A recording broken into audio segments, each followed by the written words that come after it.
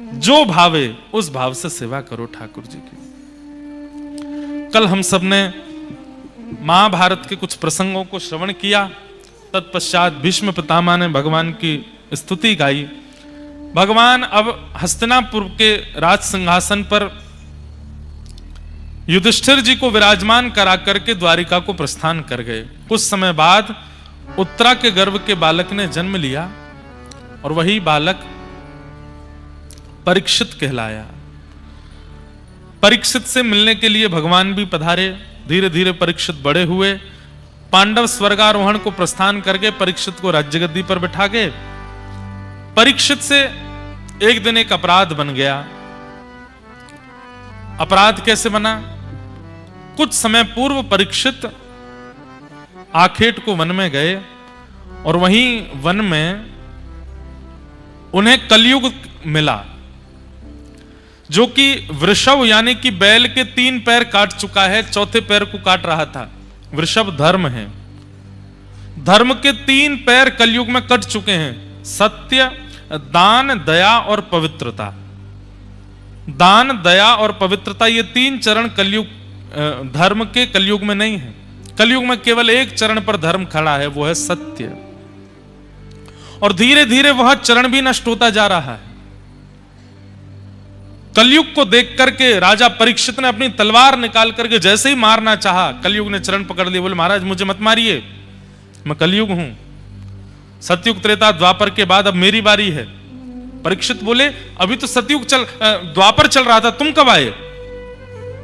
बोले भगवान कृष्ण जिस दिन अपनी लीला पूरी करके गए उसी दिन मेरा आगमन हुआ। परीक्षित जी महाराज बोले अब तुम चले जाओ। कलयुग बोला मैं नहीं जा सकता, आप मुझे कुछ स्थान दे दीजिए, मैं वहीं रहूंगा।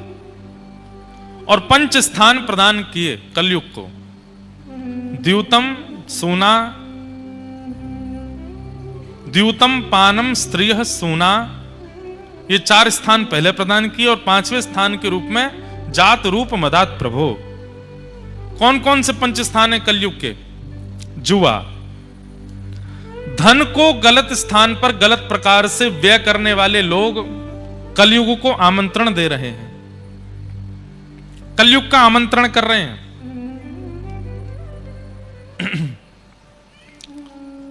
इसलिए धन कहां व्यय होना चाहिए, कब व्यय होना चाहिए, कैसे व्यय होना चाहिए, उसका विचार करना चाहिए आपको। गंभीर प्रसंग है, ध्यान से सुने।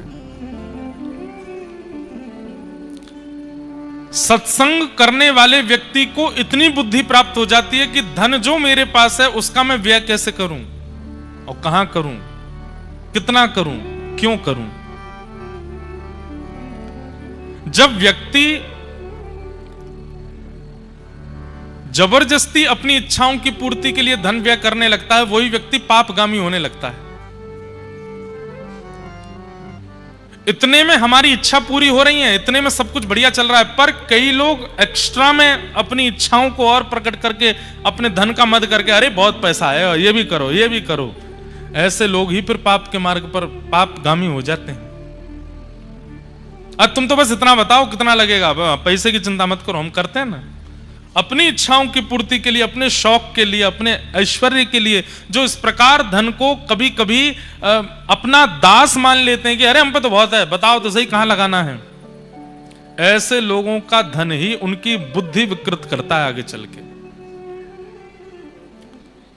इसलिए धन के प्रति कभी ऐसी भावना मत रखना हम पे तो बहुत है, हम तो ये कर देंगे, वो कर देंगे, ऐसा कर देंगे। अपनी इच्छाओं के लिए, सुखों के लिए, व्यंजनों के लिए, ऐशो आराम के लिए कभी भी इस प्रकार धन का व्यय मत करना।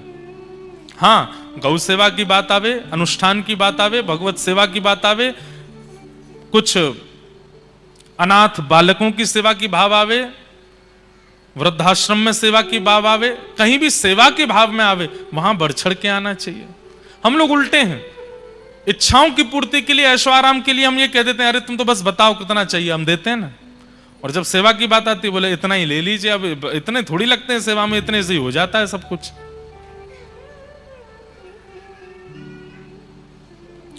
कभी आपने ऐसा सुना कि किसी गौशाला में, किसी विवाह उत्सव में या किसी अनाथालय में या किसी सेवा आश्रम में किसी ने 150 करोड़ 200 करोड़ दान किया हो, बहुत कम सुनने में मिलता है। लेकिन जब बड़े बड़े सट्टे होते हैं तो पता चलता है 1000 करोड़ का सट्टा हो गया, वहां पर इतना किसी ने ये कर दिया वो कर दिया, इतना लोग निकालते हैं पैसा। उन्हीं लोगों की बुद्धि विकृत धन करता है। तो कलयुग का सबसे पहला निवास स्थान है द्यूतम। द्यूतम का मतलब जुआ होता है, और द्यूतम का दूसरा अर्थ अगर मैं लगा दूं तो वो यह भी होता है धन का असद प्रकार से व्यय करना, गलत तरीके से खर्च करना। अब देखिए, कहने पर आ जाएं तो हम ये भी कह सकते हैं, जब व्यक्ति धन दे करके असद वस्तु खरीदता है, किसी का मांस खरीदता है, मद्य खरीदता है, मदिरा खरीदता है, और वहां भी धन देता है, धन दे करके लेता है, ऐसे व्यक्ति की भी धन बुद्धि विकृत कर देता है। द्यूतम भैया, वो धन पैसा रुपया जो भी आप उसको मान रहे हो, साक्षात लक्ष्मी है, उसको लक्ष्मी मान करके व्यय कीजिए। द्यूतम। कलयुग का दूसरा स्थान क्या है? पानम। मदिरा पान, मद्यपान, अभक्ष सेवन, कोई भी ऐसी वस्तु का सेवन जो तामसी है, और कोई भी ऐसी वस्तु का सेवन जिसके सेवन के बाद आप अपने आपे से बाहर चले जाते हो, उसमें कलयुग का निवास है। मदिरा पान, उसमें कलयुग रहता है। इसलिए वैष्णवों को भूल करके भी तामसी वस्तुओं से तो दूर रहना चाहिए। प्याज लहसुन बाद में छोड़िएगा, पहले ये सब छोड़ दीजिए। धीरे धीरे प्रयास कीजिए, इच्छा हो जाए तो उनको भी छोड़ने का प्रयास करने लगिए। मद्यपान ये तो करना ही नहीं चाहिए। द्यूतम पानम। तीसरा आता है पर स्त्री पर पुरुष संग। पर स्त्री और पर पुरुष के प्रति दृष्टि नहीं रखनी चाहिए। यदि रखते हैं तो उससे भी कलयुग का प्रभाव पड़ेगा। और अंतिम स्थिति, चौथी स्थिति बताई, सूना, जबरदस्ती लड़ाई करना। किसी ने कुछ कह दिया आपके बारे में, आपके सामने नहीं कहा, किसी सभा में 4 लोगों के बीच में कुछ कहा, अब आप ढूंढ रहे हो मुझे मिले तो सही, बताता हूं मैं उसको। मतलब लड़ने के लिए तैयार बैठे हो। अरे ठीक है, उसका मुंह उसकी बातें कह दिया, छोड़ो, जाने दो। पर ये लेट गो वाली स्थिति जिनके मन में नहीं होती, जो अपने मन में लेके बैठ जाते हैं, नहीं मैं तो इसका बदला लेके रहूंगा, इससे लड़के रहूंगा, इससे बात करके रहूंगा, इसने ऐसा कैसे कहा, यूं कैसे कह दिया, ये वैष्णव का स्वरूप नहीं। जो जबरदस्ती हिंसा की ओर भागे, कलेश की ओर भागे, लड़ने के लिए तत्पर बैठा रहता हो, उस पर भी कलयुग का प्रभाव होता है। कहते हैं ना कि जैसे ही आप अपने आप को एक्टिव कर लेते हो किसी रोग को ग्रहण करने के लिए, वो रोग आप पर तभी आक्रमण करता है। ऐसे ही कलयुग ताकता रहता है कि आपको कब क्रोध आए और आप लड़ने के लिए कुछ अपशब्द बोलना प्रारंभ करो, थोड़े क्रोध में भर करके लड़ने के लिए जाओ, कलयुग उसी समय प्रविष्ट हो जाता है चित्त में। वो आपके एक्टिव होने का वेट करता है बस। इसलिए चाहे जो हो जाए, शांत रहिए, अपनी स्थिति को। वैष्णव का स्वरूप है, वो विवाद नहीं करता, वो संवाद करता है, विवाद में नहीं पड़ता। और कहीं विवाद प्रकट हो रहा हो, वैष्णव हाथ जोड़ करके, अपनी गलती नहीं होती फिर भी मान करके वहां से चला जाता है। ठीक है भैया, मेरा अपराध, मैं मानता हूं, जा रहा हूं। ये वैष्णव का स्वरूप है। वो लड़ता नहीं, झगड़ता नहीं। द्यूतम पानम स्त्रीह सूना। और अंतिम लक्षण क्या बताया? बिना मेहनत के कमाया गया धन, अनीति से कमाया गया धन। ये 5 स्थान हैं कलयुग के। जुए में, मद्यपान में, पर स्त्री पर पुरुष संग में, हिंसा में, और बिना मेहनत के कमाए गए धन में। इन 5 स्थानों में कलयुग का निवास है। अगर आप अपने ऊपर विचार करेंगे तो इन 5 में से कहीं पर हमने एक बार तो प्रवेश किया है। इसीलिए आज कलयुग का प्रभाव हमारे ऊपर है।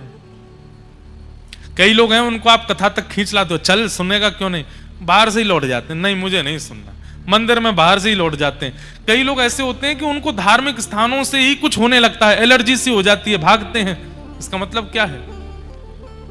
ये पंच विकार ही उनके चित्त में इतने प्रगाढ़ हो चुके हैं कि उनको आने नहीं देते, उनको बैठने नहीं देते, उनको सुनने नहीं देते।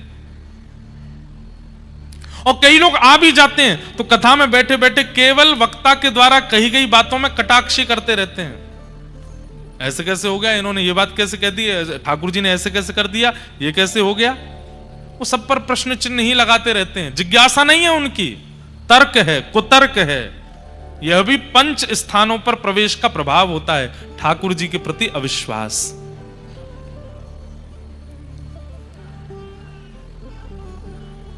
कोई बोल रहे हैं, उनको बोल दो धीरे बोलें।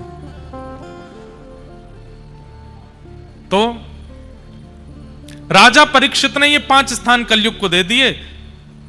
स्वयं गए आखेट को वन में, शमीक ऋषि के गले में मरा हुआ सर्प डाल दिया। क्यों? जल मांगा था, लेकिन ऋषि त्रातक समाधि में बैठे थे, प्रत्युत्तर नहीं दे पाए। तो अपना अपमान जान करके राजा ने, मैं जल मांग रहा हूं और ये समाधि से नहीं उठ रहे हैं, मरा हुआ सर्प गले में डाल दिया। अपमान का बोध भी उसको होता है, लिख लीजिएगा, अपमान का बोध भी उसको होता है जिसको सम्मान की बहुत इच्छा होती है। जो सम्मान का बहुत भूखा होता है उसी व्यक्ति को जगह जगह अपमान लगता रहता है। यहां मेरा अपमान कर दिया, यहां मेरे से यूं कह दिया, मेरे से वहां पे ऐसे कर दिया। हर घर में एक ऐसा व्यक्ति होता है, उसका सब जगह अपमान ही होता है। आप कल ब्याह में गए थे, सब बढ़िया रहे? क्या बढ़िया? कुछ नहीं, द्वार पर खड़े रहे, हमसे कोई पूछने नहीं आया। छोले भटूरे सिक रहे थे पर मैंने नहीं खाए। क्यों नहीं खाए? किसी ने पूछा ही नहीं। सोफा रखा था पर मैं नहीं बैठा। क्यों नहीं बैठे? किसी ने आके कहा ही नहीं कि तशरीफ फरमाइए। कई लोग इतनी जल्दी अपना अपमान मान लेते हैं कि बस पूछिए मत। देख लिया मुझको लेकिन प्रणाम नहीं किया मेरे पास, एक बार भी झुका नहीं मेरे सामने आके। आपका बेटा बहुत बिगड़ गया है, मुझे देख लिया था उसने, लेकिन कहीं प्रणाम ना करना पड़ जाए इसलिए झुका नहीं। कई लोगों को अपमान, बात बात पर अपमान का बोध होता रहता है। ऐसे लोगों को, जिनको सम्मान की बहुत इच्छा होती है, बहुत जल्दी अपमान हो जाता है उनका। सबसे बढ़िया जीवन बताएं, सम्मान की इच्छा ही मत रखो, सम्मान की बिल्कुल इच्छा मत रखो। इसका प्रतिफल क्या मिलेगा पता है? अगर कोई जानबूझ के भी अपमान करेगा तो आपको पता ही नहीं चलेगा कि आपका अपमान किया गया। 4 लोग आके आपको बताएंगे, अरे भैया तुम्हारा अपमान किया, तुमको अच्छा अपमान किया था क्या, मुझे तो पता ही नहीं चली भाई। क्यों? सम्मान की इच्छा ही अपमान का बोध करवाती है। और जिसको सम्मान की इच्छा ही नहीं, उसका दुनिया में चाहे कितना अपमान कर दो उसको नहीं पता चलता। ऐसे बनो, सम्मान की इच्छा मत रखो।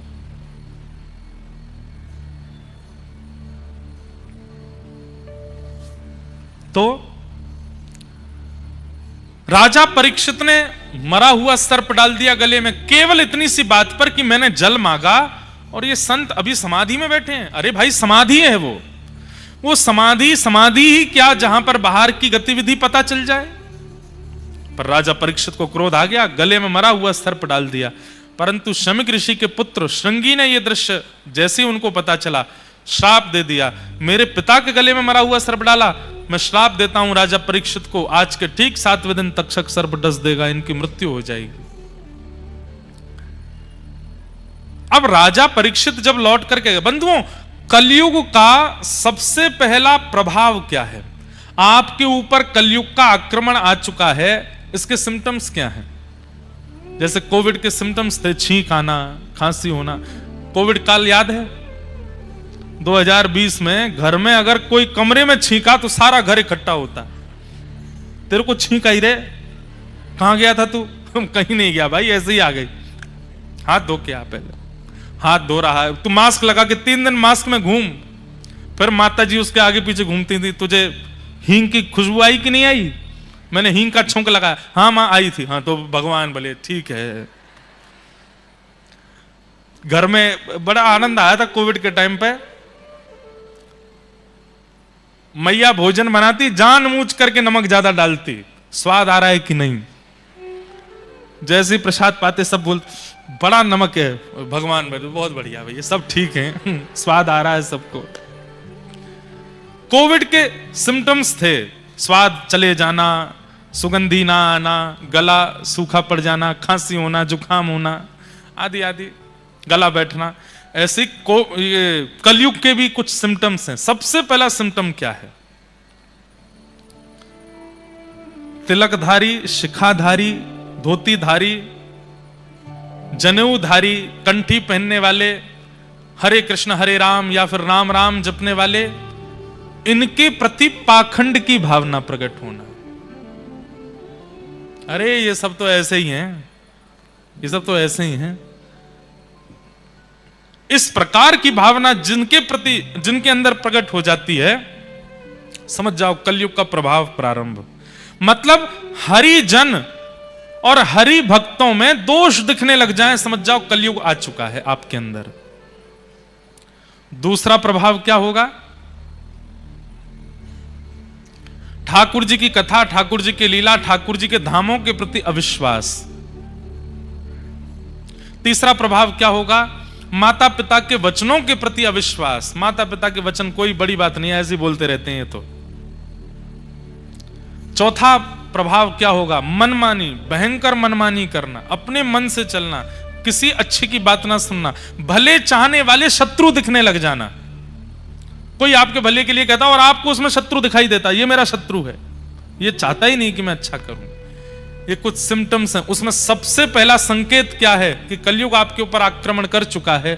कि हरिजनों के प्रति दोष बुद्धि आना, उनके प्रति दोष दृष्टि होना। आजकल सोशल मीडिया का जमाना है, लोग इतनी जल्दी वैष्णव अपराध कर देते हैं। मैं उन्हें बार बार हाथ जोड़ करके समझाता हूं, ठाकुर जी के भोग में अपराध बन जाए कोई दिक्कत नहीं, श्रृंगार में अपराध बन जाए कोई दिक्कत नहीं, पर ठाकुर जी के जनों का अपराध मत करो। क्योंकि ठाकुर जी के जनों का अगर आपने अपराध किया, ठाकुर जी क्षमा नहीं करेंगे। आप कहेंगे महाराज जी वो पाखंड करते हैं, महाराज जी वो ऐसे करते हैं, वो गलत बोलते हैं, वो इस तरीके से। अरे तिलक लगा रखा है ना उन्होंने, ठाकुर जी न्याय करेंगे उनका, तुम क्यों पीछे पड़े उनके? ठाकुर जी देख लेंगे तुमने क्या गलत किया, क्या अच्छा किया। तिलक लगा करके कुछ गलत बोला या कुछ गलत आचरण किया, ठाकुर जी देखेंगे, अपने न्याय में ठाकुर जी उसको देखेंगे। आप कुछ मत कहिए उससे, आप उसके प्रति श्रद्धा ही रखो। पर बहुत जल्दी अपराध कर देते हैं हम वैष्णवों का, बच नहीं पाएंगे इससे। संत अपराध बन गया राजा परीक्षित से। जैसे ही मुकुट उतार करके रखा, अपने सिंहासन पर बैठे राजा परीक्षित को स्मृति हुई, अरे ये मैंने क्या किया? एक संत से जल मांगा और जल ना देने पर मुझे इतना क्रोध आ गया कि गले में मरा हुआ सर्प डाल दिया। बंधुओं, आपने जो सोचा नहीं होगा वह क्रिया भी एक दिन आपसे करा लेगा, अगर अभी आपने अपने क्रोध पर वशीकरण नहीं किया तो। आपको क्रोध आता है, आप क्रोध को आने देते हैं और बल्कि दूसरों को सावधान करते हैं, भाई देखो मुझे बहुत जल्दी गुस्सा आ जाता है, सावधान रहना, कोई ऐसे काम मत करना कि मुझे क्रोध आए।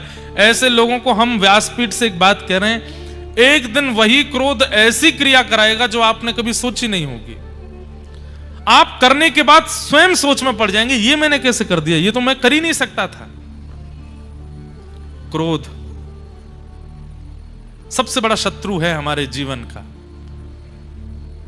कहीं कहीं अच्छा है क्रोध करना, पर क्रोध की भी एक लिमिट होती है, क्रोध का भी एक तरीका होता है, उससे अधिक नहीं। हमारा तरीका पता है क्या? क्रोध का अपना खुलासा कर रहे हैं, मौन आस्ता हूं। क्रोध आता है तो मौन हो जाता हूं, नहीं बोलता, कोई प्रति उत्तर नहीं, कोई उत्तर नहीं, कोई जवाब नहीं, कोई रिएक्शन नहीं, कुछ नहीं। और ये कितनी देर तक? घटिका द्वयम, 2 घड़ी, ज्यादा दिन तक क्रोध नहीं रहते। सुबह हुए तो शाम तक मान गए बस, शाम को हुए तो सुबह तक मान गए बस, इससे ज्यादा क्रोध नहीं करना चाहिए। क्षमा कर दो। क्रोध जितना आपके अंदर रहेगा उतने विकार उत्पन्न कराएगा, और एक दिन आप ऐसा कुछ कर बैठेंगे कि आप खुद पर विश्वास नहीं कर पाएंगे, ये मैंने कर दिया। इसलिए क्रोध को जितना जल्दी हो विदा कर दिया करो, अपने अंदर से रहने मत दिया करो। राजा परीक्षित ने जैसे ही मुकुट उतार के धरा, तुरंत उनको याद आया, ये मैंने क्या किया? क्रोध में आकर के एक महापुरुष के गले में मरा हुआ सर्प डाल दिया। अरे मेरे हाथ कट क्यों नहीं गए, मेरा ये शरीर अभी तक जीवित क्यों, मुझे शाप क्यों नहीं लगा। तभी एक महापुरुष ने आके बताया, राजा परीक्षित, आज आपने एक अपराध किया और उसी अपराध की वजह से शमिक ऋषि के पुत्र श्रृंगी ने आपको 7 दिन में मरने का श्राप दिया है। अपने लिए श्राप सुनकर के राजा परीक्षित दुखी नहीं हुए, अपने पुत्र जन्मेजय को राज्य गद्दी पर बिठाया। बोले मैं अधिकारी हूं इस श्राप का, मैंने गलती की है, निवारण भी मैं ही करूंगा। और निकल गए गंगा के तट पर। अनेक संत जन इकट्ठे हुए। सब संतों से जाकर के, क्योंकि राजा थे ना, इनको मरने का श्राप लगा, ये बात सुनकर के असंख्य संत इकट्ठे हो गए। सब संतों के चरणों में राजा परीक्षित ने प्रणाम करते हुए कहा कि भगवान, मैं अब आप सबके प्रणाम में, सम्मान में बहुत समय व्यर्थ नहीं करूंगा। मेरे जीवन के केवल 7 दिन बचे हैं, कृपा करके म्रियमाण व्यक्ति की मुक्ति का उपाय क्या है, कृपा करके मुझे बताइए। जिसके जीवन के केवल 7 दिन बचे हैं, उसको अपनी मुक्ति के लिए क्या करना चाहिए, मुझे जल्दी से इसका निवारण बताइए। सब संत अलग अलग उत्तर देने लगे, लेकिन कोई प्रमाण नहीं दे पाया। तभी उस सभा में श्री सुखदेव जी का आगमन हुआ। सब लोग हाथ जोड़ के प्रणाम करो। भागवत के प्रमुख वक्ता श्री सुखदेव जी महाराज कि तत्रा भवद भगवान व्यास पुत्रो यदृच्छया कामटमानो नपेक्ष अलक्षलिंगो निजलावतुष्टो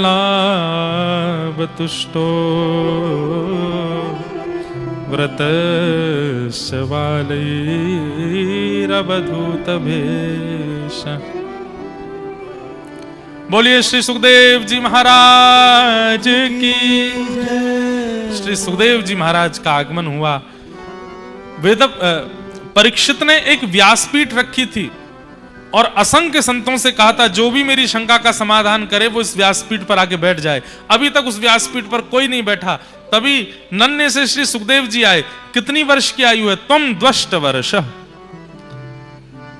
यहां पर लिखा 2 बार 8 यानी कि 16 वर्ष। 16 वर्ष के श्री सुखदेव जी महाराज हैं। तो बोले 2 बार 8 ऐसे क्यों कहा? 16 वर्षीय सुखदेव जी ऐसे ही कह देते। बोले हैं तो 16 वर्ष के, लेकिन देखने में लगते हैं 8 वर्ष के। बंधु एक बात पता है आपको, आप जितना संसार के भोगों का सेवन करते हैं उतनी जल्दी आपकी आयु बढ़ने लगती है। आप बड़े बड़े दिखने लगते हो। आपको देख करके ऐसी अनुभूति होने लगती है, अरे इनकी आयु ना जाने कितनी होगी। और जो व्यक्ति जितना संसारी विषयों का कम सेवन करता है उसकी आयु उतनी ही भली होती ज्यादा है पर लगती कम ही है। एक बार एक व्यक्ति ने कथा में प्रश्न किया, महाराज जी आप कथा में आप हो चाहे कोई भी वक्ता हो, और राधा रानी का कीर्तन विशेष रूप से क्यों कराते हैं? ठाकुर जी की कथा, ठाकुर जी के भक्तों की कथा, ठाकुर जी का कीर्तन होना चाहिए, भक्तों का कीर्तन होना चाहिए। बोले हमको भी आनंद आता है श्री जी कीर्तन, पर श्री जी का कीर्तन क्यों इतने विशेष रूप से होता है कथा में? और फिर एक और बात प्रसिद्ध है, सामान्य कीर्तन चल रहा हो, सब गा रहे होंगे, लेकिन जैसे किशोरी जी का नाम आता है सब झूमने लगेंगे, सब करताल बजाएंगे, सब बोलेंगे भाव से। तो श्री जी के कीर्तन को इतने विशेष रूप से कथा में क्यों सुनाते हैं? तो इसका उत्तर ऐसे है, एक शास्त्र में एक श्लोक है कि जब व्यक्ति रा शब्द का उच्चारण करता है ना, तुरंत ठाकुर जी जहां होते हैं उनको जैसे सुनाई देता किसी ने रा कहा है, तुरंत दौड़ करके उसके सामने आ जाते हैं। क्यों? अब धा बोलेगा, अब राधा बोलेगा। तो कथा में वैसे तो ठाकुर जी विराजमान हैं ही, लेकिन इतना भार है संसार का, सृष्टि का, कभी कहीं चले जाते होंगे बीच में कथा से, नेक डोल में, द्वारिका देखिया में, जगन्नाथपुरी चक्कर लगाया में क्या चल रहा है देख के आमे थोड़ा। लेकिन जैसे ही कथा में व्यास जी गाते हैं राधा रानी की जय, सोई ठाकुर जी महारानी की जय बोलने से पहले ठाकुर जी आ जाते हैं। और आप सबको जो ये ऊर्जा आती है, जो ये जोश आता है, जो कीर्तन में नाचते हैं, ये इस बात का प्रतीत है ठाकुर जी आ गए, इसलिए सबको खड़ा कर देते हैं। बोले बैठे हो किशोरी जी को नाम उच्चारण है और अब बैठे हो। पर कई लोग तब भी बैठे ही रहते हैं। ठाकुर जी कहें कोई बात ना, कछुन ने बैठे ही रहने दो। बाकी जो नृत्य करते हैं राधा नाम संकीर्तन में, ठाकुर जी उनकी भुजा पकड़ के ठाकुर जी उनके साथ नृत्य करते हैं। भैया कृष्ण नाम संकीर्तन में भक्त नृत्य करते हैं, महामंत्र संकीर्तन में भक्त नृत्य करते हैं, पर राधा नाम संकीर्तन में तो गोविंद नृत्य करते हैं, ठाकुर जी नृत्य करते हैं। इसलिए बीच बीच में कथा में कोई संकीर्तन कीर्तन हो ना हो, राधा नाम धुनी होती है और होनी चाहिए। श्री सुखदेव जी महाराज को किशोरी जी ने ही पृथ्वी पर भेजा है, क्योंकि ये सुखदेव जी किशोरी जी के ही सुख पक्षी हैं। उन्हीं को ठाकुर जी के कथा रस स्वादन गाने के लिए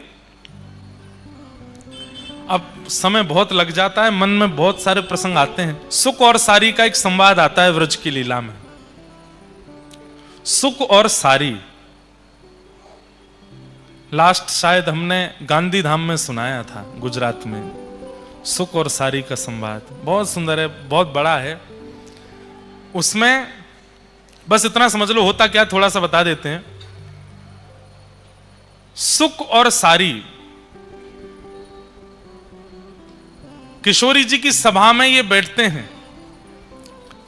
सुख जो है वो ठाकुर जी का पक्ष लेते हैं, सारी जो है वो किशोरी जी का पक्ष लेती हैं। सारी का काम क्या है कि किशोरी जी बड़ी हैं ये बताना, और सुख का काम क्या है कि उसमें कटाक्ष करके ठाकुर जी को बड़ा बताना। फिर ठाकुर जी को जिस बात से सुख ने बड़ा बताया उसको कटाक्ष करके सारी फिर किशोरी जी को बड़ा बताती। बहुत सुंदर चर्चा है, बहुत मधुर लीला है सुख और सारी की।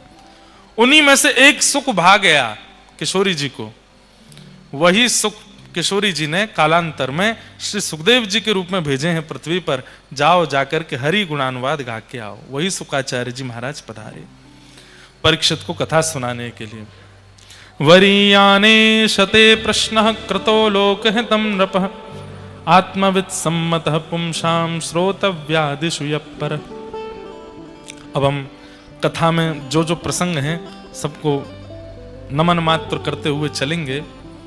सबसे पहले सृष्टि प्रसंग सुनाया गया, भगवान किस प्रकार से सृष्टि करते हैं उसका पूरा भाव सुनाया। चतुश्लोकी भागवत का भाव सुनाया। हिरण्यकश्यप हिरण्याक्ष कैसे उत्पन्न हुए उनकी कथा सुनाई गई। तत्पश्चात पृथ्वी पर सबसे पहले मानव के रूप में स्वयंभू मनु और शत्रुपा। अब ध्यान से सुनिए, आपके क्षेत्र की कथा आने वाली है।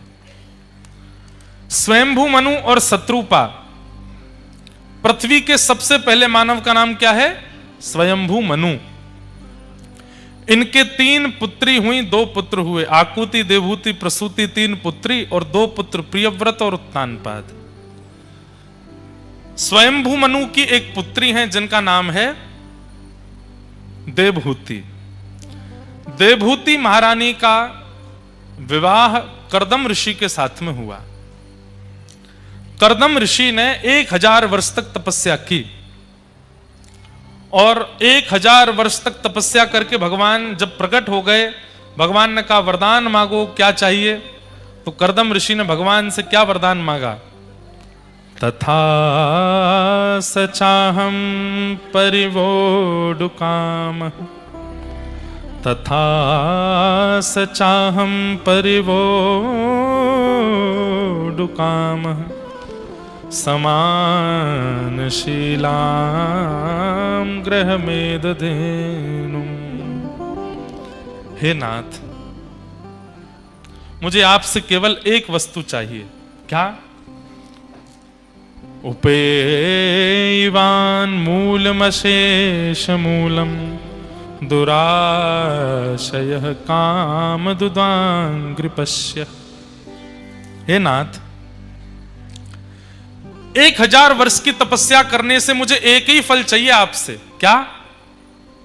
मैं आपसे जितना प्रेम करता हूं, मैं आपके चरणों में जितनी श्रद्धा रखता हूं, मैं आपके प्रति जितना समर्पित हूं, मुझसे भी ज्यादा आपसे प्रेम करने वाली एक सुंदर सी कन्या से मेरा ब्याह हो जाए, ऐसी मुझ पर कृपा कर दो। मेरी प्रीति आपको पता है कि मैं आपसे कितनी प्रीति करता हूं। मुझसे भी दुगनी प्रीति करने वाली एक कन्या मिले जिससे मैं ब्याह कर लूं, ऐसी कृपा मुझ पर करो। ऐसा वरदान आज तक किसी ने नहीं मांगा था। वरदान में लोग या तो सिद्धियां मांग लेते हैं, वरदान में लोग लोक मांग लेते हैं, परलोक मांग लेते हैं, ठाकुर जी को मांग लेते हैं, कुछ भी मांग लेते हैं। पर आज एक अद्भुत वरदान मांगा है। क्या? मुझे ऐसी पत्नी मिले जो मुझसे भी ज्यादा आपसे प्रेम करती हो, मुझसे भी ज्यादा आपकी भक्ति करती हो, आपकी सेवा करती हो। ऐसी पत्नी से मेरा ब्याह हो जाए। ठाकुर जी इतने प्रसन्न हो गए, इतने प्रसन्न हो गए कि ठाकुर जी के प्रेमाश्रु छलक पड़े। और वही प्रेमाश्रु कर्दम ऋषि की इच्छा से बिंदु सरोवर बन गए, जो आपके बगल के गांव में विराजमान है, जिसे सिद्धपुर कहते हैं। यहीं प्रकट हुए थे भगवान, और यहीं तप किया था। किन्होंने? कर्दम ऋषि ने। अब पता नहीं ये कथा वहां सुनाते हैं कि नहीं, जब कोई जाते हैं तो वहां के लोग सुनाते तो होंगे कथा। कल हम जाएंगे बिंदु सरोवर दर्शन करने। कल बहुत भीड़ भाड़ होने वाली पूर्णिमा है, पर जाएंगे, देख के आए एक बार कैसा है, अद्भुत है। तो भगवान के प्रेमाश्रु छलक पड़े और वही बिंदु सरोवर बन गए। ठाकुर जी इतने प्रसन्न हो गए कर्दम ऋषि से, वाह ऋषि तुमने बहुत बढ़िया मांगा है। क्या मांगा है? पत्नी मांगी, लेकिन पत्नी भी कैसी मांगी? बोले मेरी परम भक्त पत्नी मांगी। बंधुओं देखो, चाहते तो वैकुंठ मांग लेते, ठाकुर जी को मांग लेते, लेकिन संसार में हर व्यक्ति को कोई ना कोई कामना रहती है। ठाकुर जी से वो मांगता है, ऐसे मांगे। पुत्र ना मांगे, भक्त पुत्र मांगे। पुत्री ना मांगे, भक्त पुत्री मांगे। पत्नी ना मांगे, भक्त पत्नी मांगे। पति ना मांगे, भक्त पति मांगे। भक्त शब्द को जोड़े आगे। सोमवार के व्रत करती हैं माताएं कि हमारा ब्याह हो जाए सुंदर से वर से। और सुंदर वर तो मिल जाता है, लेकिन पीने खाने वाले मिल जाते हैं। क्यों? भक्त वर नहीं लगाया, भक्त प्रवर से हो जाए। अच्छा एक बात बोलूं आपको, विवाद बन जाएगा लेकिन नहीं बोलूं। सुंदर वर, कई बार सुंदर नहीं बोला जाता, केवल सु बोल दिया जाता है। तो फिर वैसे ही प्राप्त हो जाते हैं, खाने पीने उल्टे सीधे काम करने वाले। सुंदर वर मत मांगो, सुवर मत मांगो, भक्त वर मांगो। क्या मांगो? भक्त वर। सोमवार के व्रत कीजिए, मंगलवार के व्रत कीजिए, बृहस्पतिवार के व्रत कीजिए। ठाकुर जी से कहिए कि भक्त वर मिले। सुंदर वर तो बहुत लोगों को मिले पड़े हैं, भक्त वर मिले। या सु कन्या ना मिले, भक्त कन्या मिले। पुत्र ना मिले, भक्त पुत्र मिले। भक्त शब्द जोड़ करके चलेंगे, आप आनंदित रहेंगे, वो आपको कष्ट देने वाला नहीं होगा, परम भक्ति हो। वही मांगा कर्दम ऋषि ने कि भक्त पत्नी मिले। भगवान बोले ऐसा वरदान किसी ने मांगा ही नहीं। 1000 वर्ष की तपस्या तुमने इसलिए की कि तुमको एक सुंदर भक्त कन्या से ब्याह करना है। ठाकुर जी प्रसन्न हो गए, नेत्रों से अश्रुपात होने लगा, वही बिंदु सरोवर बन गया। भगवान बोले कर्दम ऋषि मैं इतना प्रसन्न हूं, इतना प्रसन्न हूं तुम्हारे वरदान से कि एक वरदान तुम्हारी इच्छा का दूंगा और एक वरदान अपनी इच्छा से दूंगा। क्या? परसों पृथ्वी के प्रथम मानव स्वयंभू मनु की एक बेटी है देवहूति, उनसे तुम्हारा विवाह होगा। वो तुमसे भी बड़ी भक्त है मेरी, वही तुम्हारे लिए श्रेष्ठ है, उनसे तुम्हारा ब्याह होगा। ये तो था तुम्हारे वरदान की पूर्ति। अब मैं अपनी तरफ से देता हूं कि ऐसी भक्त पत्नी और ऐसे भक्त पति जब माता पिता बनेंगे तो इनके संतान बन के कोई और नहीं, मैं ही आऊंगा, मैं तुम्हारा पुत्र बन करके आऊंगा। ये तुमने नहीं मांगा है, ये मैं दे रहा हूं, मेरी इच्छा है। ऐसे भक्त पत्नी पति होंगे, माता पिता होंगे तो उनके यहां मैं जन्म लूंगा।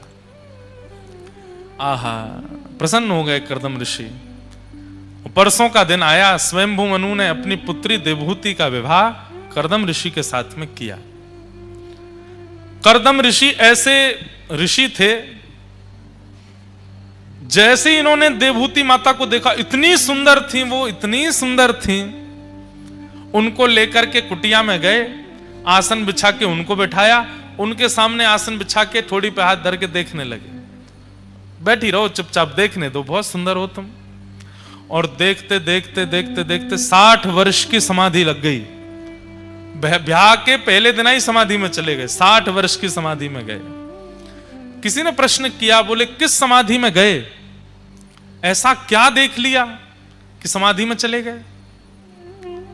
बोले कर्दम ऋषि विचार करने लगे, भगवान की बनाई करोड़ों लोगों की दुनिया में एक व्यक्ति इतना सुंदर है, तो सोचो वो परमात्मा कितना सुंदर होगा, बनाने वाले परमात्मा कितने सुंदर होंगे।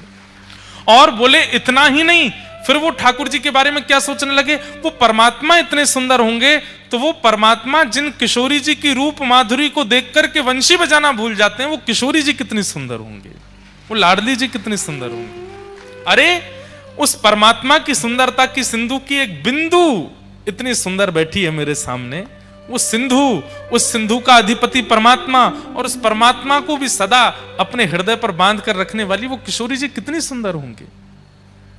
समाधिस्थ हो गए। 60 वर्ष बाद जब समाधि खुली तो देवभूति माता तो वयोवृद्ध हो गई थी, दांत वांत सब टूट टाट गए उनके, झुर्रियां पड़ गई मुखमंडल पे, बाल सबरे पक गए, 60 वर्ष निकल गए।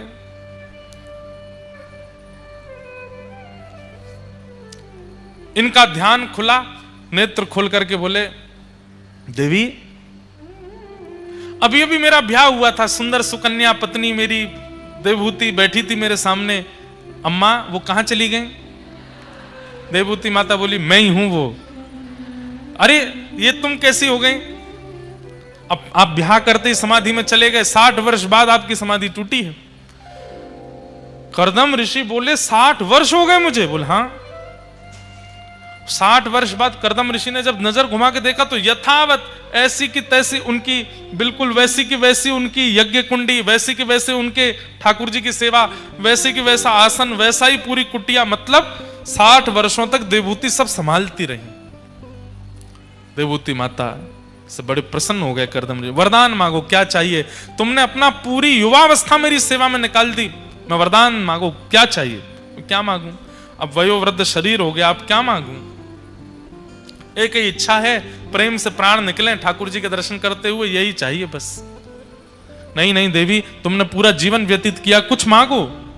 अब कुछ इच्छा नहीं है नाथ, वयोवृद्ध हो गई हूं मैं। हाथ पकड़ो मेरा। हाथ पकड़ कर लेके बोले, ये क्या है? ये बिंदु सरोवर, इसमें स्नान करो, ये ठाकुर जी के अश्रु बिंदु से प्रकट हुआ है। जैसे ही देवभूति माता ने स्नान किया, स्नान करके बाहर आई, पुनः वैसा ही स्वरूप हो गया जैसा 60 वर्ष पूर्व था, जैसा ब्याह के समय था। देवी अब कोई इच्छा हो तो बताओ। ऐसी कोई संसारी इच्छा नहीं। तभी कर्दम ऋषि बोले, अरे भगवान ने मुझे वचन दिया था कि वो मेरे यहां संतान के रूप में प्रकट होंगे। देवी अब ठाकुर जी के आगमन की व्यवस्था करो, पूरी कुटिया सजाओ, ठाकुर जी पधारेंगे। कर्दम ऋषि और देवभूति माता के पहले 9 कन्याएं हुई। कहते हैं यही नवदा भक्ति है। श्रवणम कीर्तनम विष्णु, स्मरणम पाद सेवनम, अर्चनम वंदनम, दास्यम सख्य आत्मनिवेदनम। ये भगवान की नवदा भक्ति ने पहले जन्म लिया और 10वीं संतान के रूप में साक्षात भगवान कपिल मुनि पधारे हैं। बोलो कपिल भगवान की जय। देवभूति माता ने जैसे ही जन्म दिया, अंदर से ही इतनी आनंदित हो गई, पूरा वातावरण सुगंधित हो गया, आकाश में देवी देवता प्रकट हो गए, सूर्य चंद्र एक साथ आकाश में आकर के ठाकुर जी का दर्शन कर रहे हैं। कर्दम ऋषि और देवभूति माता के यहाँ कपिल भगवान प्रकटे। कर्दम ऋषि ने प्रणाम किया। भगवान देखते देखते थोड़े से बड़े हो गए, नन्हे बालक जैसे चलने फिरने लायक हो गए। भगवान का यज्ञोपवीत संस्कार आदि सब हो गया। कर्दम ऋषि ने चरणों में प्रणाम किया, भगवान मुझे आज्ञा करो। बोले आप वन में जाके भजन करो। और मैया से कहा, मैया आप मेरे पास रहो। देवभूति माता कपिल भगवान के साथ रहती हैं। कुछ समय बाद देवभूति माता के मन में बहुत जिज्ञासाएं थीं। एक दिन अपने पुत्र को प्रणाम करके चरणों में बैठी और अपने तन की जिज्ञासाएं पूछने लगी। जिज्ञासा पूछते हुए कहने लगी, आप परमात्मा हो, मेरे संशयों का समाधान कीजिए। क्या संशय है मैया? निर्वेणा नितराम भूमन असद इंद्रिय तर्षणात् येन संभाव्यमानेन प्रपन्नांधम तम प्रभु। अपनी इंद्रियों की इच्छा पूरी करते करते हम वृद्ध हो जाते हैं, लेकिन हमारी इच्छा पूरी नहीं होती। नाथ, क्यों? हमारा मन कभी भरता क्यों नहीं है? भोगते भोगते जीव की इच्छा पूरी नहीं होती, कान की इच्छा पूरी नहीं होती, आंखों की इच्छा पूरी नहीं होती, हाथों की त्वचा की इच्छा पूरी नहीं होती। नाथ, क्या कारण है? मैं असद इंद्रियों की इच्छा पूरी करते करते हार चुकी हूं, मेरा मन नहीं भर रहा है। ऐसा कोई उपाय बताइए जिससे मेरी इच्छाएं समाप्त हो जाएं। बहुत बड़ी बात है बंधु, विस्तार से समझने योग्य बात है। हम सबकी इच्छाएं कभी समाप्त नहीं होती। कितना भी हमें हमारी प्रिय वस्तु का सेवन करा दीजिए, फिर पुनः पुनः वो इच्छा प्रकट होती रहती है। ऐसा होना चाहिए था ना, कुछ खाने का मन करता है, आज खा लिया, अब आज के बाद कभी उसकी इच्छा प्रकट ना हो। एक बार सेवन कर तो लिया, नहीं, हमारी इच्छा कैसी कुछ कुछ दिनों में फिर प्रकट होती है, फिर प्रकट होती है, फिर प्रकट होती है। अभी तो सामान्य इच्छाओं पर बात कर रहा हूं मैं कथा में। कई लोगों की तो इतनी भयानक इच्छा होती है कि वो पापगामी बन जाती हैं और उस इच्छा की पूर्ति के लिए अपने घर का नाश कर देते हैं, अपने परिवार का नाश कर देते हैं, अपने बच्चों का नाश कर देते हैं, इच्छा की पूर्ति के लिए। क्या करें कि हमारी इच्छाएं समाप्त हो जाएं? इसी स्थान पर यह संवाद हुआ, इसलिए मैं थोड़ा कह रहा हूं। विस्तार तो इसका बहुत अद्भुत है।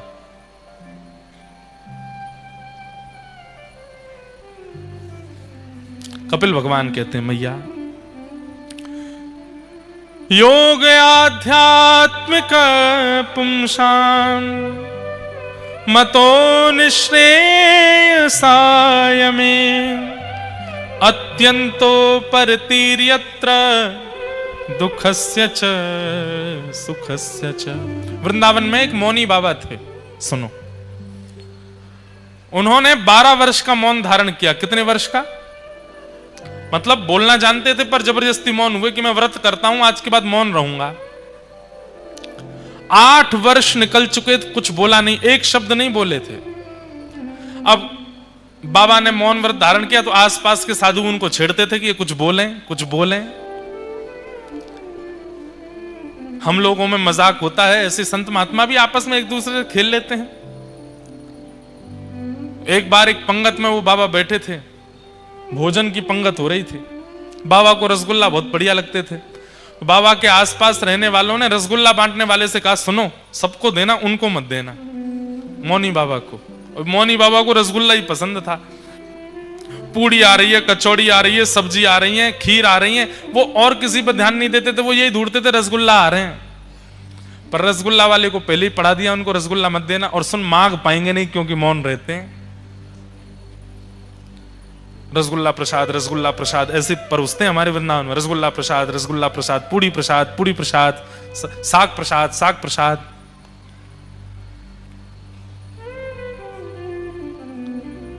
जैसे ही बाबा के सामने गए तो बाबा बोले अच्छा बाबा नहीं चाहिए, ठीक है, आगे निकल गए। बाबा देखते रह गए, मुंह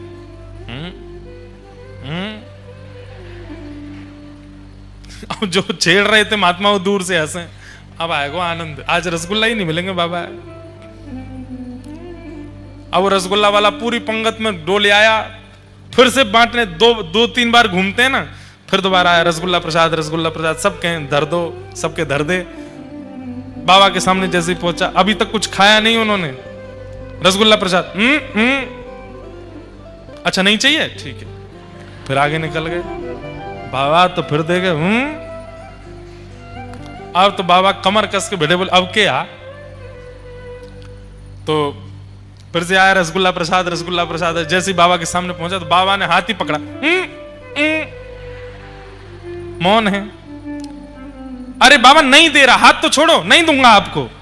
और जैसे ही हाथ छुड़ा के निकले तो बाबा बोल पड़े, इधर दे रहा है, उधर दे रहा है, इधर क्यों नहीं देता है। सोई महात्मा बोले, अरे बाबा मौन। बाबा ने सिर पकड़ा, राम राम राम। दुनिया की बड़ी से बड़ी वस्तु मेरा मौन नहीं तोड़वा पाई, धिक्कार है रसगुल्ला को, इसने मौन तोड़वा दिया। बोले आज के बाद मौन तो मेरा 8 साल में ही टूट गया, पर मैं व्रत लेता हूं, अपने अंतिम श्वास तक रसगुल्ला नहीं खाऊंगा, इसने मेरा मौन तोड़वाया। तो भाई इन इंद्रियों का कभी भरोसा मत करना। ये आंख, नाक, जीव, कान, ये चिपके हुए हमारे ऊपर हैं, पर ये हमारा ही सब बेड़ा गर्क कराने आए हैं। और सबसे खतरनाक तो ये लूली बाई है, एक भी हड्डी नहीं है इसके अंदर, सबसे खतरनाक है ये। इसने पूरे गुजरात में नए नए व्यंजन प्रकट कर दिए। एक बेसन की 100 प्रकार की सामग्री गुजरात में बन जाती है, एक बेसन की। किसके लिए? केवल लूली बाई को खुश रखने के लिए, इसको प्रसन्न रखना बस। आज हमने भी खाए थे फाफड़ा सुबह। कैसे कैसे बात। अच्छा, फिर उसके बगल में एक चीज और रखी थी बेसन की। मैंने कि ये क्या है? खा के देखा, स्वाद एक जैसा पर नाम अलग था, गाठिया।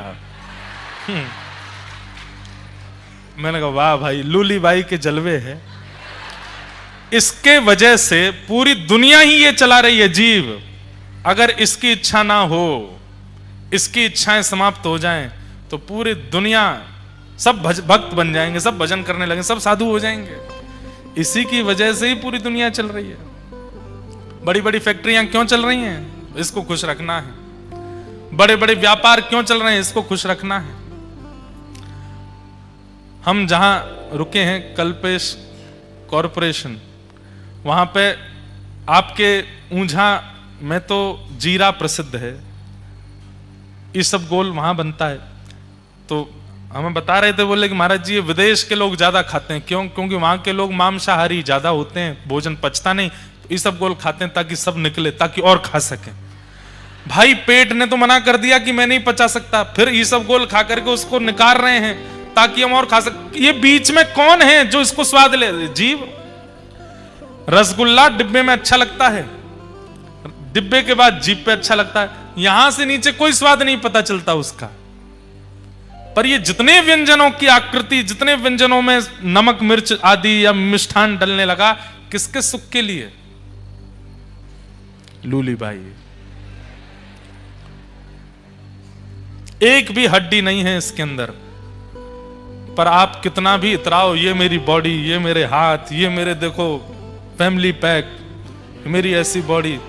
लूली बाई कहती थोड़ा नीचे रहो, एक शब्द ऐसा बोलूंगी सामने वाला तोड़ देगा तुमको, एक भी हड्डी नहीं बचेगी तुम्हारी जीवित। सारी 3200 डर के रहते हैं इससे। क्यों? इसने कुछ कह दिया तो हम टूटेंगे पहले। इतनी खतरनाक। हमारी भागवत जी कहती हैं, जितम सर्वम, तुम पूरी दुनिया जीत लोगे अगर तुमने अपनी रसना को जीत लिया तो। जिते रसे, जितम सर्वम जिते रसे।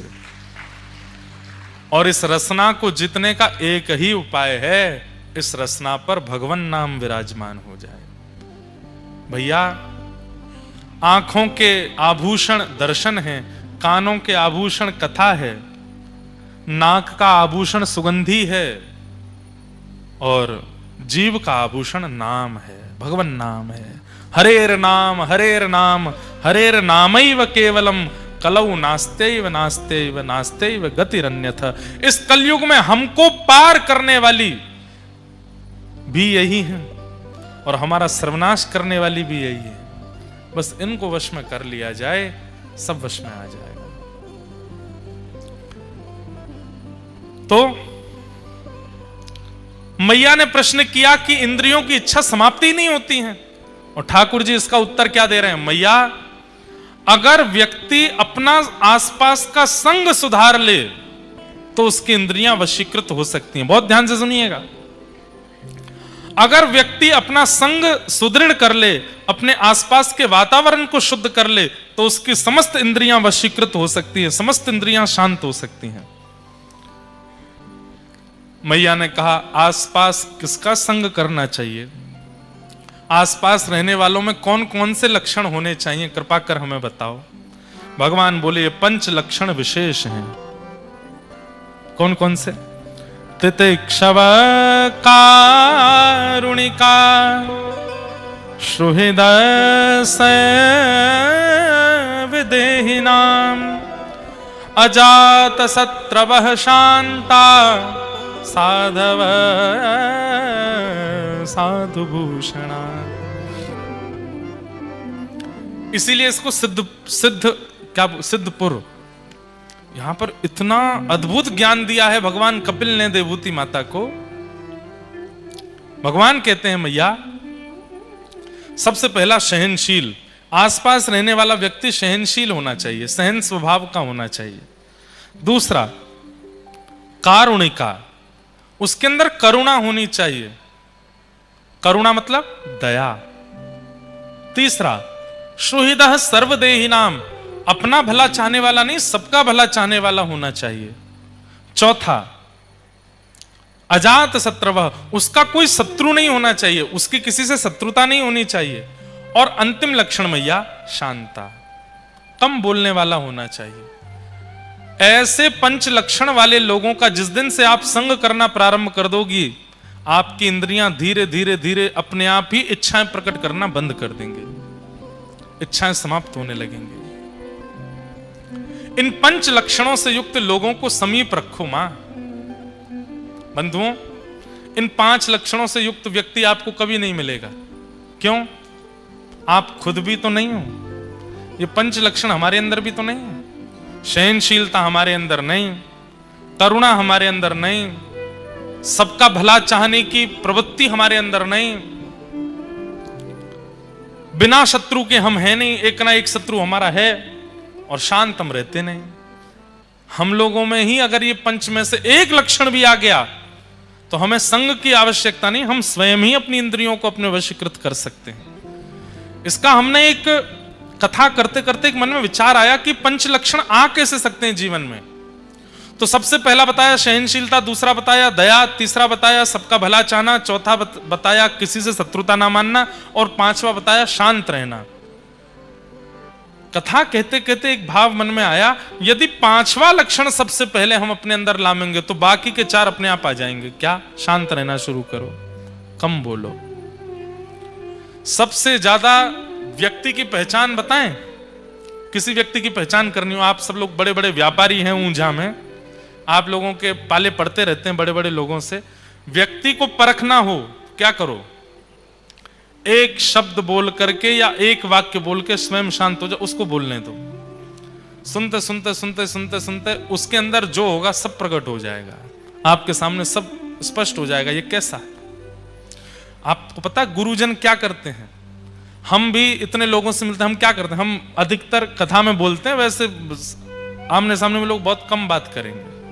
आपकी बात सुनते रहेंगे, आप कितना बोल रहे हो, क्या बोल रहे हो, किस स्तर का बोल रहे हो, उसी से समझ जाएंगे कि कितना संबंध रखना है, कितना नहीं रखना है। व्यक्ति की वाणी बता देती है कि उसके अंदर क्या है, इसलिए कम बोलो। जितना कम बोलना आप प्रारंभ करेंगे, जितना सदा हुआ बोलना आप प्रारंभ करेंगे, उतने शुद्ध आप होते चले जाओगे। जैसे ही आप कम बोलने लगेंगे तो धीरे धीरे क्या होगा, आपके जो शत्रु हैं वो शत्रु भी खत्म हो जाएंगे। तो चौथा लक्षण भी आपके अंदर आ जाएगा। 5वां शांत रहना, चौथा अशत्रु होना। फिर धीरे धीरे आपके अंदर तीसरा लक्षण भी आ जाएगा, क्या? सबका भला चाहना, यह लक्षण भी आपके अंदर आ जाएगा। फिर धीरे धीरे दूसरा लक्षण भी आ जाएगा, क्या? सब पर दया करना। और फिर धीरे धीरे पहला लक्षण भी आ जाएगा, सहनशील बनना, शांत रहना, मौन रहना। मौन भी एक व्रत है। व्रत 2 ही होते हैं, आपको पता है? हम मानवों के लिए 2 ही व्रत बताए गए विशेष रूप से। पहला तो अन्न का व्रत और दूसरा मौन व्रत। ये 2 व्रत बताए गए। क्यों? हमारे अंदर जितने विकार आते हैं और हमारे अंदर जितने कुविचार आते हैं वो इन दोनों से ही आते हैं, अन्न से और बोलने से। इन दोनों को ही आप अल्प कर दोगे, आपका जीवन बढ़िया हो जाएगा, शरीर बढ़िया हो जाएगा भोजन अल्प करने से, और मन बुद्धि विचार सुंदर हो जाएंगे कम बोलने से। कम बोलो, सदा हुआ बोलो। एक भैया एक हैं हमारे वृंदावन में महाराज, वो भी मौन रहते हैं, चातुर्मास मौन करते हैं। जो चातुर्मास आता है बीच में, उसमें मौन रहते हैं, केवल दूध पीते हैं और अन्न की सामग्री नहीं खाते। महात्मा हैं अच्छे, मौन रहते हैं। एक बार मैं उनके दर्शन करने के लिए गया तो उनके यहाँ एक सेवक ने कुछ गलती कर दी। तो उसको बोले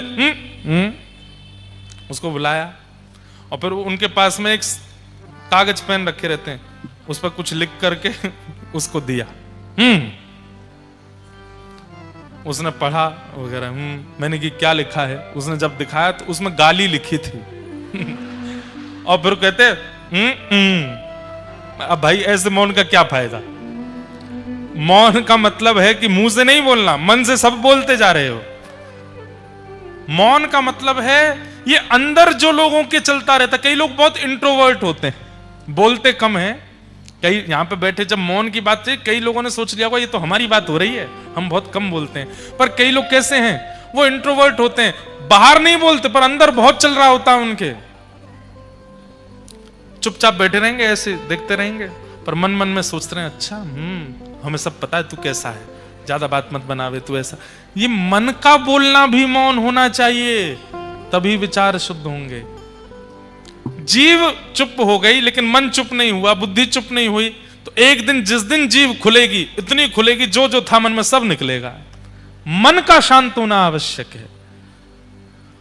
और जिस दिन वो मौन प्रारंभ हो गया, उस दिन वह मौन की यात्रा आपको सहनशीलता तक ले जाएगी।